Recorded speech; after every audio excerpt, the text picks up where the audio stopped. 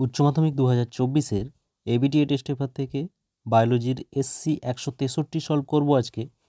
তো শেষ পর্যন্ত দেখো। ফার্স্ট প্রশ্ন আছে, অ্যামনিওসিন্থেসিস হলো একটি পদ্ধতি যার সাহায্যে কি করা হয়?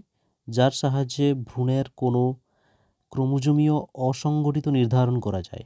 অপশন বি হবে সঠিক। নেক্সট প্রশ্ন, ট্যাপেটামের কাজ কি? ট্যাপেটামের কাজ হলো পরাগরেণুকে পুষ্টি যোগান দেওয়া। অপশন বি হবে সঠিক উত্তর।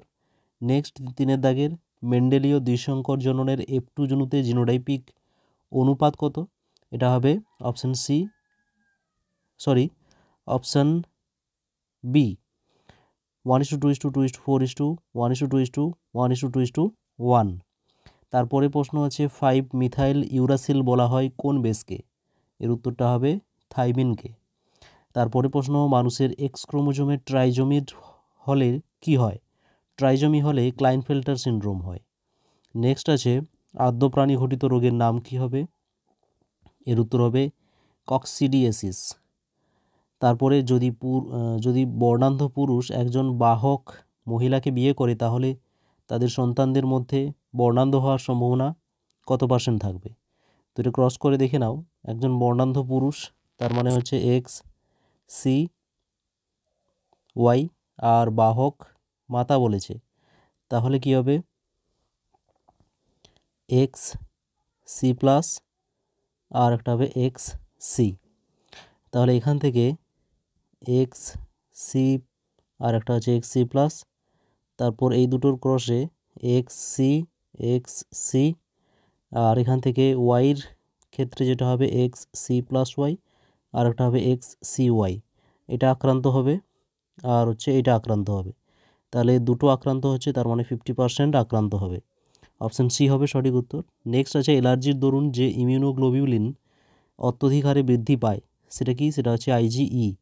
নেক্সট, নিম্নলিখিত কোন উৎসেচকটি জেনেটিক ইঞ্জিনিয়ারিংয়ে ব্যবহার হয় না? উত্তরটা হবে DNA পলিমারেজ, এটা ব্যবহার করা হয় না। ইয়োগার্ট প্রস্তুতিতে ব্যবহার করা হয় কি? ইয়োগার্ট প্রস্তুতিতে সর তোলা দুধ ব্যবহার করা হয়। নেক্সট আছে, ধোঁয়াশার প্রধান উপাদান কোনটি?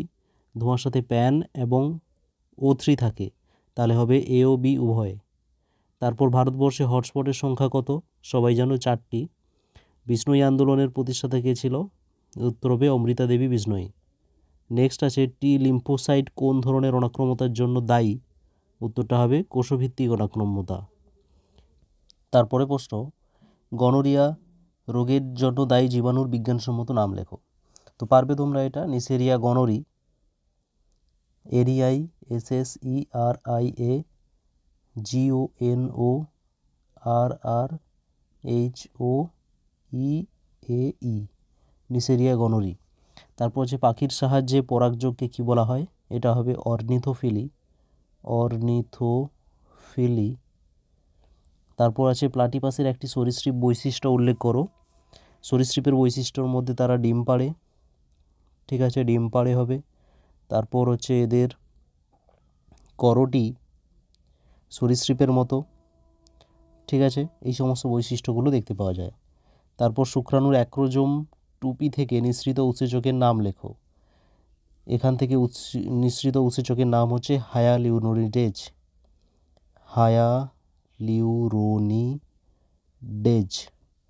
তারপরে প্রশ্ন আছে, মাল্টিপল অ্যালিল কি? মাল্টিপল অ্যালিল জানো তোমরা? যখন একসঙ্গে অনেকগুলো অ্যালিল দ্বারা বংশগতিতে কোনো প্রজাতিতে যদি কোনো বৈশিষ্ট্যের বহিঃপ্রকাশের জন্য সমসংখ্যক ক্রোমোজোম দ্বয়ের নির্দিষ্ট লোকাসে একটি জিনের 2 বা তার অধিক সংখ্যক অ্যালিল অবস্থান করে, তখন সেই অ্যালিলগুলিকে মাল্টিপল অ্যালিল বলে।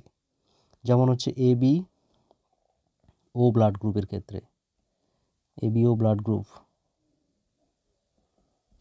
তারপরে প্রশ্নতে আছে, একটি জীবাণুঘটিত কীটনাশকের নাম লেখো। জীবাণুঘটিত কীটনাশক কী হবে? ব্যাসিলাস থুরিনজিয়েসিস হবে, ঠিক আছে, ব্যাসিলাস থুরিনজিয়েসিস।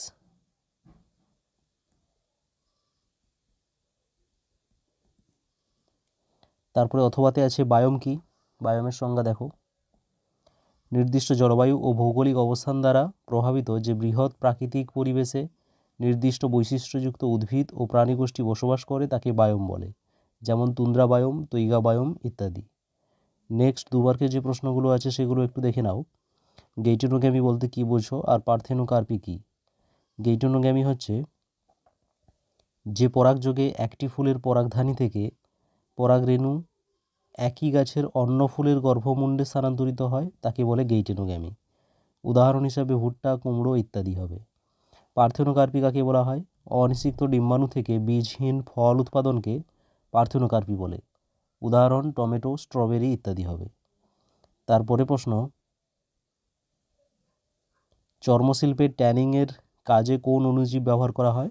এটা হবে ব্যাসিলাস সাবটিলিস।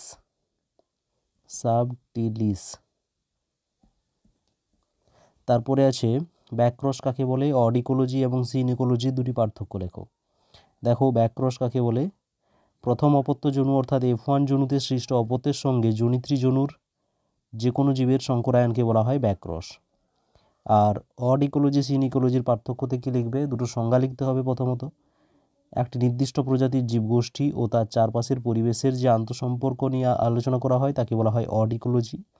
আর সিন ইকোলজিতে একটি নির্দিষ্ট অঞ্চলে বসবাসকারী সমস্ত প্রজাতির জীবের সঙ্গে তাদের পরিবেশের আন্তঃসম্পর্ককে বলা হয় সিন ইকোলজি। অড ইকোলজি হচ্ছে population ecology, synecology community ecology. তারপরে প্রশ্ন, জেনেটিক ড্রিফট বলতে কী বোঝো?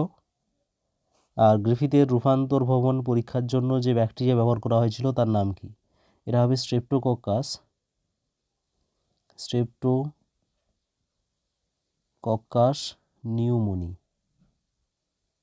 নিউমোনি। ঠিক আছে। আর চারগাফের সূত্র, ওয়েস্টার্ন ব্লটিং। দেখে নাও এর উত্তরগুলো কী কী হবে। জেনেটিক ড্রিফট হচ্ছে নমুনাগত ভুলের জন্য কোনো ছোট পপুলেশনে অ্যালিল ফ্রিকোয়েন্সির বৃহৎ ও আকস্মিক পরিবর্তনকে বলে জেনেটিক ড্রিফট। তারপরে দ্বিতন্ত্রী চারগাফের সূত্র, দ্বিতন্ত্রী ডিএনএ অণুতে উপস্থিত পিউরিন আর পিরিমিডিন বেসের পরিমাণ সর্বদা সমান থাকে, অর্থাৎ অ্যাডিনিন আর গুয়ানিনের পরিমাণ সবসময় থাইমিন আর সাইটোসিনের পরিমাণের সঙ্গে সমান থাকবে, অর্থাৎ A+G = T+C লিখতে পারি। তারপর ওয়েস্টার্ন ব্লটিং কাকে বলা হয়? না, যে পদ্ধতিতে কোনো নমুনায় উপস্থিত প্রোটিনকে জেল ইলেকট্রোফোরেসিসের সাহায্যে পৃথক করে নাইট্রোসেলুলোজ পর্দায় স্থানান্তরিত করা হয় এবং শনাক্তকরণ করা হয় তাকে বলা হয় ওয়েস্টার্ন ব্লটিং।